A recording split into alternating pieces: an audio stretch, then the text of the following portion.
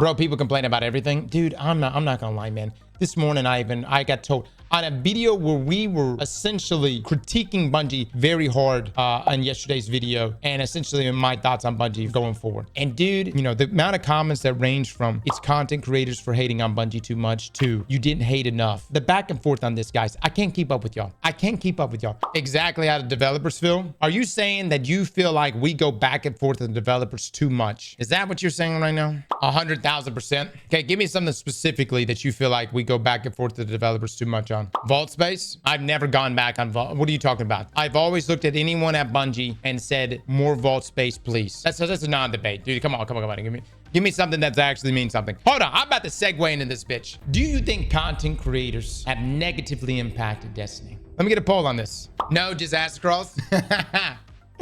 Yes. Have content creators hurt Destiny 2? Oh, wow. I love this. It's so spicy, baby. 59% say yes. 41 to 42% say no. Everybody partake in this vote, please. Everyone, even other folks on the YouTube side, let your voice be heard. We want to hear it right now. Have content creators hurt Destiny 2? I'm going to fan the flames just a little bit, but this was actually a comment right here that was left on our video that we did. I was simply just gauging like Destiny 2 players, how you feeling? But right here, the worst thing Bungie has ever done is talking to YouTubers like Aztecross. People who literally play this game for a living for feedback, who do not represent the community. Now listen, even though I might be being a little extra right now, a little over the top, I do have to sit back and reflect. Do my own desires align with yours? I don't know. I think a good game is a good game, but it's a fair point. Hence why many of you just voted right now that content creators have in fact hurt Destiny 2. The poll is closed. 53% say yes, content creators have hurt Destiny. Now here's the thing. Gonzo, at some point, hopefully we can have him on and have this discussion.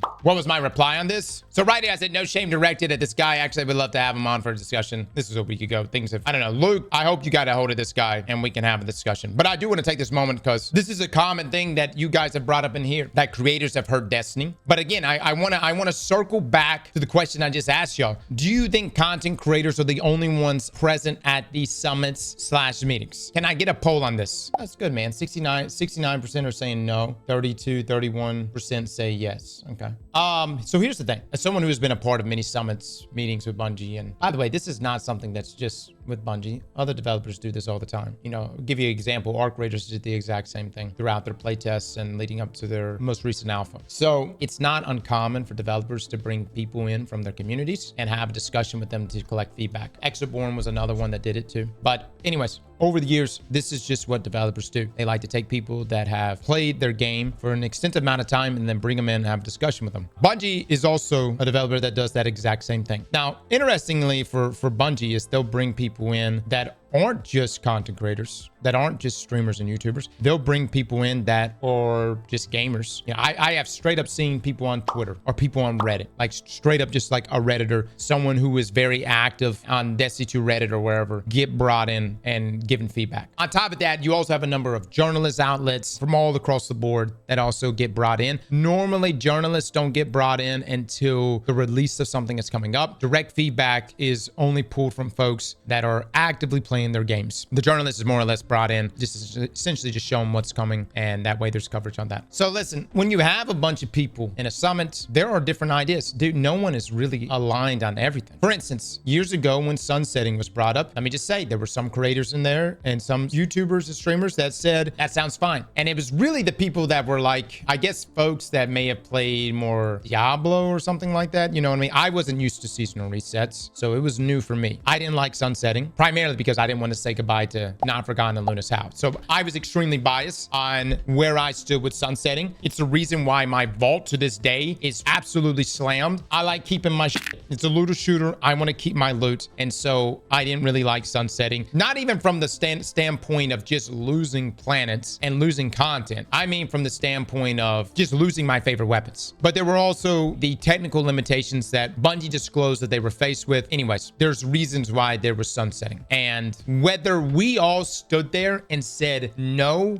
we don't want sunsetting, at the end of the day, Bungie was still going to sunset. I'll just say that I felt like there was someone at Bungie who was in leadership position who, at least in my eyes, felt like was leading the charge on sunsetting. Now, maybe he was just the face of it. Regardless, that's what happened there. Now let's fast forward to another topic that has taken place before, and that is the topic of crafting versus RNG drops. When you talk to just about anybody that has played Destiny, or especially like extensively played Destiny, I'm talking like hardcore people, PvE players especially, they think that crafting has ruined Destiny. It ruined what the magic of Destiny was. I think CB Gray is a fantastic Destiny player. In fact, that he has gone back and regrinded all of Destiny 1 exotics. Please check out that video. It was such a good video, and it also like recaptures what the magic was of getting drops inside of Destiny 1 versus getting drops inside of Destiny 2. I personally liked weapon crafting. I also feel like weapon crafting could have been expanded upon, almost taking a page out of Path of Exile's book and introducing things like corruption orbs, val orbs, and finding a way to make RNG a part of weapon crafting still. It's still deterministic, but there's a way to further personalize your own weapon. But again, that's not happening. As you've seen with tier 5 loot, Bungie is returning to form on how they want to roll out weapon drops inside of Destiny. Crafting is a chore. Some people, see, you understand, like some people look at that differently. Some people think crafting is great because no matter what, they could get a couple, 1, 2, maybe 3 red borders, and they're in the process of achieving the craftable role. I like crafting simply because it allowed me to keep just about everything in the game. Weapon crafting said, hey, you don't have to keep 5, 6 rolls of a single weapon. And some of you that only play PvE, this may not be a problem for you, but for those of us that like to play both PvE and PvP, we like to keep multiple roles. And even if you just play just one or the other, I still like to keep multiple roles. And so, long story short, weapon crafting did solve a lot of the vault problems, but it definitely was not perfect when it first rolled out. But I also wish that it could have been expanded upon. Now, whether I wanted that or not, that's obviously not the path that Bungie is going with. And as you see with like tier 3, tier 4, and tier 5 loot, we are definitely going back to RNG drops. Bro does not need that many ergo sums. Here's the thing. None of these are dupes. These are all different roles that I may lean into at some point down the road. And this is how I like to play the game. Everybody always comes in here, and it really irks me, man, because you come in here and you're like, you don't need 700 slots. F you. I've only seen you use 1 ergo sum. Mods, ban less. Let's get the fuck out of my stream. I will have a mature dialogue with all of you until you start talking shit about my vault. F you. I'm keeping everything. This is how I play the game. F you less. I'll see you in Edge of Fate.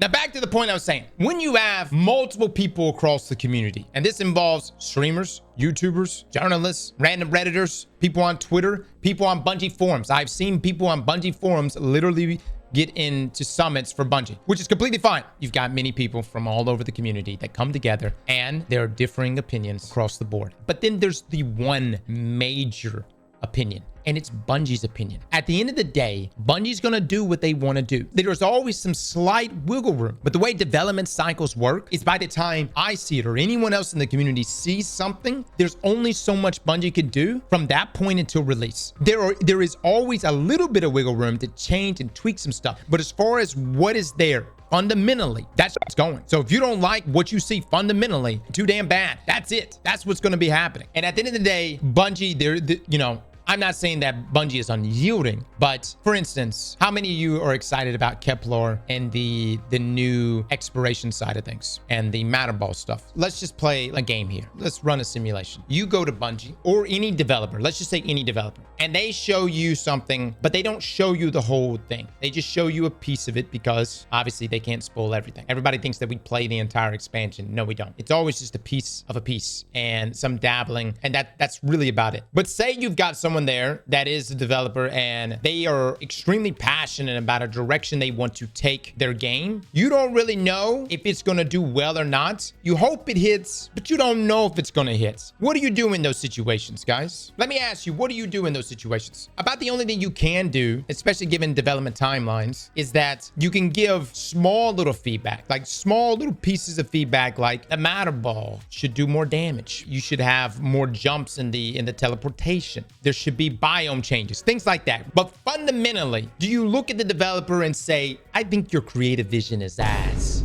And I think this is absolutely shite, considering you haven't even seen all of it to begin with. No, you ask them why they think it's going to hit with their player base. Okay, so then you bring that up. Bungie, why do you think that this is going to hit with Destiny 2's player base? And they bring up the countless comments, whether it's been in their own streams or in other YouTube feeds or Twitter or wherever else, of breaking the mold. You see, you guys have been saying it for years, that the mold inside of Destiny has been the same thing, most notably this seasonal mold. Well, we can't deny the fact that this is different. Going into Kepler is going to be different, and it may be different in a very bad way, but it is different. Can't be mad at them for trying something new when they've been begging for new for 10 years. You want different? Here it is, GG. And look, again, when you're only shown 10% of something, it's hard to say, you know what I mean? You can only express what your experience is with that 10%. But again, given development cycles, once it's locked in, it's locked in. The good thing is that Edge of Fate and Kepler is not a 1-year expansion, right? I don't know if Renegade is going to be much, if it's going to be better. I also don't know if Kepler, look guys, we could get into Edge of Fate, and what if, let's just play what if. What if we get into Kepler and we're like, oh my God, this place is fucking awesome. These puzzles, they my jam, baby. This whole Metroidvania shit, I didn't even know I wanted it in my life, but it fucks. This Lodi guy, this guy fucks. I don't know. Maybe it will, maybe it won't. I will say where we are hype-wise is much lower than where we were last year. And the Into the Light, all I can say is make comparisons between Into the Light Pantheon versus Rite of the Nine. Into the Light Pantheon way better. It ain't even in the same realm. That shit was so hype leading up into Final Shape. Rite of the Nine has not captured that. Now, creatively, you know, these developers, they're in their position. That's what they do. This is what they do. They have a vision, and I'll just have to see if they're actually right. I didn't play Metrovania games. I don't even know. I've watched some YouTube videos on them. I don't even know. But back to the point of this entire topic. Do YouTubers and streamers ruin Destiny? Well, let me just go ahead and just give you a little bit of feedback from me on this one. I have been to summits multiple times, and at some of those have been folks, let me just say, it was the first time at Bungie, you know what I mean? And it was the first time talking to Bungie. And let me just say this, chat, you bitches cave so fast. You know that? Instantly cave. The moment you fucking walk into Bungie and see John 117, fucking cave. You guys come in there, act like you're gonna give the best of fucking feedback. Get the fuck out of here. Every single time. Every single time. Yo, act hard. And then, when you're actually in that shit, you cave like bitches. Every fucking time. Look, let me just say this too. The problem is, amongst all the feedback that I'm trying to give, I gotta wait for you to get through your fucking glazing, okay? I'm trying to give proper feedback, and I just got fucking deep-throater over there. So here's the thing. I think it would be lovely if we could all be in these meetings and all give proper feedback. That would be fantastic. And I know of a solution that could fix all of these problems, Bungie, because to be quite honest with you, the summits and all that stuff, you know, it's nice to have hands-on time with Bungie. I believe the best way Bungie can really cut through the crowd and find answers immediately is by doing what RuneScape has done for years. In-game polls. Make it happen, Bungie. You get a poll in-game that says, hey, we've got an annual expansion coming up. What would you like? A subclass or supers added to existing subclass? Right then and there, everyone can vote right there on the spot. You guys can click one or the other. I want a new subclass. No, I want old supers and more abilities added to stasis or strand. And the beautiful thing about this is now we can all make the fucked up decisions together. It won't just be whoever the hell happens to be in Bungie's ear. It's all of us together. RuneScape has done this for years, where they literally will ask people what they want for upcoming content drops. And it could be like a new skill, what the specific skill, what they would want. They would give them options of what the skill should be. I think it's fantastic. They get all the data right then and there,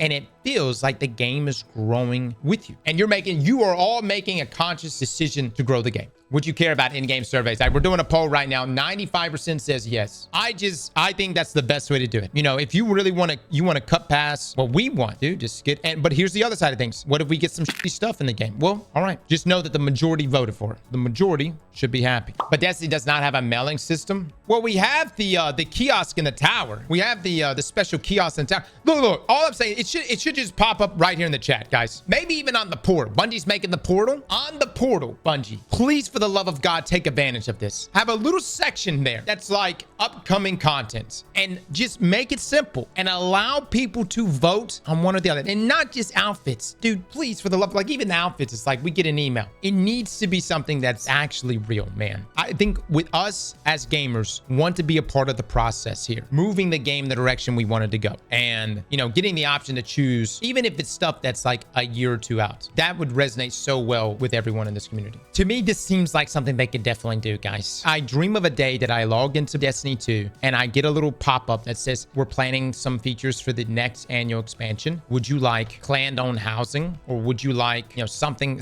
equivalent to that, whatever that may be, and having the opportunity to choose one or the other. And to me, this is just like, this is so easy. It's so much easier than Bungie throwing darts at the dartboard trying to figure out what the Destiny 2 community wants. This is so much easier than bringing folks like me or anyone else in to ask them what you guys want or what we want. Cut through the bullshit, Bungie. Cut through all of it and just put in-game polls in. And I promise you, this game will become so much better. Slap that like button like your mama told you right.